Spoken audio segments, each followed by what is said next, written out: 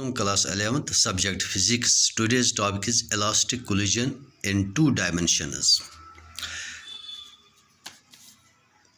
When two bodies of masses m1 and m2 initially traveling along the same straight line collide without loss of kinetic energy, then after collision, if the bodies move in different directions in a plane, not in a straight line, if after collision these two bodies move in a plane, here in xy plane, in different directions, then the collision is said to be elastic collision in two dimensions.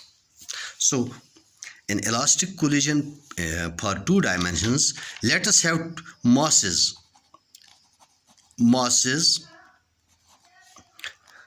m1 m2 two masses m1 and m2 moving initially with velocities u1 and u2 in a straight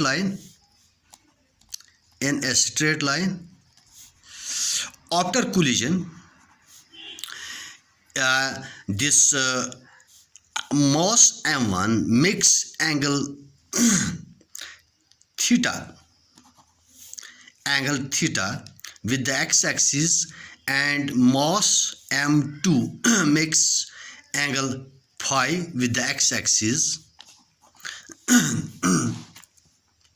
And after collision, this mass m1 moves with velocity v1 and mass m2 moves with velocity v2 respectively. If u1 greater than u2, if the velocity of mass m1, which is u1, is greater than the velocity of mass m2, which is u2, then after some time they will collide each other, and one mass will move along this xy plane making angle theta with x-axis, and second mass will move also along xy plane making angle phi with x-axis. Now, as collision is elastic, therefore kinetic energy is conserved. That means kinetic energy, total kinetic energy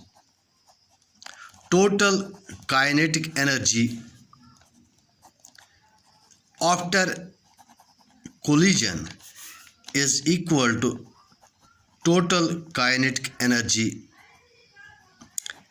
before collision. That means one half kinetic energy after collision. These are two objects. Kinetic energy of mass m1 is 1 half m1 v1 square plus 1 half m2 v2 square. This is total kinetic energy of the two particles after collision, which is equal to total kinetic energy before collision. That is kinetic energy of this is m1 is 1 half m1 u1 square plus kinetic energy of mass m2 is 1 half m2 u2 square, or 1 half will cancel out throughout. We'll get m1 v1 square plus m2 v2 square is equal to m1 u1 square plus m2 u2 square, equation first. Now in elastic collision also linear momentum is conserved, but here the motion after collision is along the xy plane. This velocity of mass m1, which is v1, can be resolved into two rectangular components. Because this makes angle theta with this, we have two rectangular components as v1 cos theta along x-axis and v1 sin theta along y-axis. And second is velocity of the mass m2, which is v2, which this can also be resolved into two rectangular components. One along this this is V2, because it makes angle phi with x-axis, this body, it is x component is V2 cos phi and y component is V2 sin phi. So along x-axis we have two equations. Along x-axis linear momentum is conserved. Along x-axis linear momentum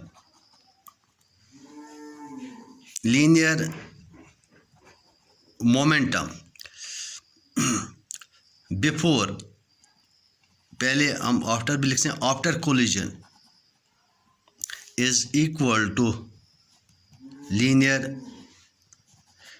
momentum before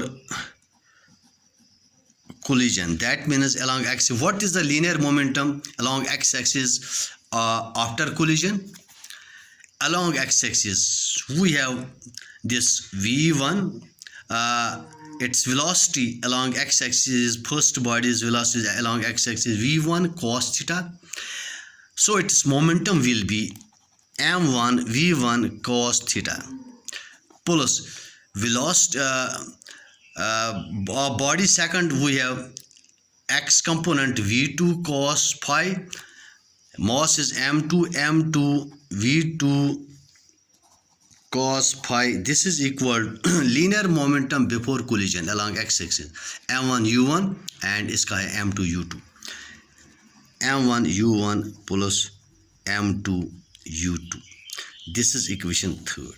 Now along y-axis, because we have also momentum along y-axis, but before collision we have momentum, there is no motion along y-axis before collision, so linear momentum along y-axis before collision is 0, but linear momentum along y-axis after collision is v1 sin theta, m1 इसका है m1 v1 sin theta plus इस second का है m2 v2 sin phi.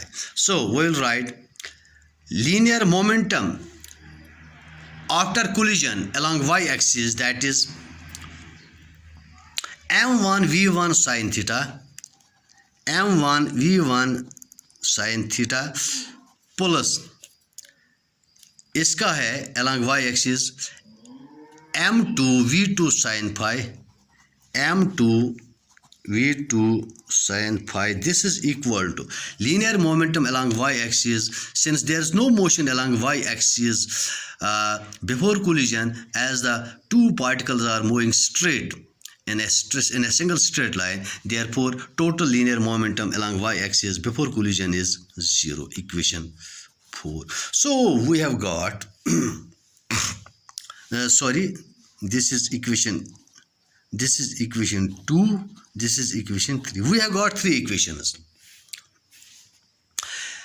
Usually in this collision we can know the velocities u1 u2 because they are initial velocities and masses m1 and m2, and after collision we have unknown quantities. What may be the velocity of this mass m1 and what may be the velocity of mass m2, and at what angles they will be deflected after collision.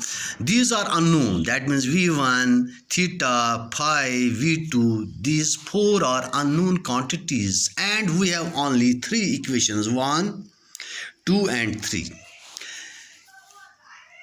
Having four unknown quantities and only three equations, we can't solve.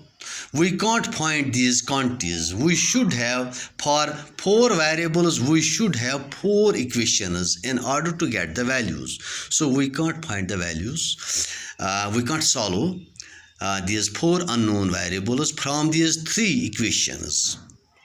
But how we can solve now? We can find this. If one of the values, if one of the four quantities, we have four, I will write here four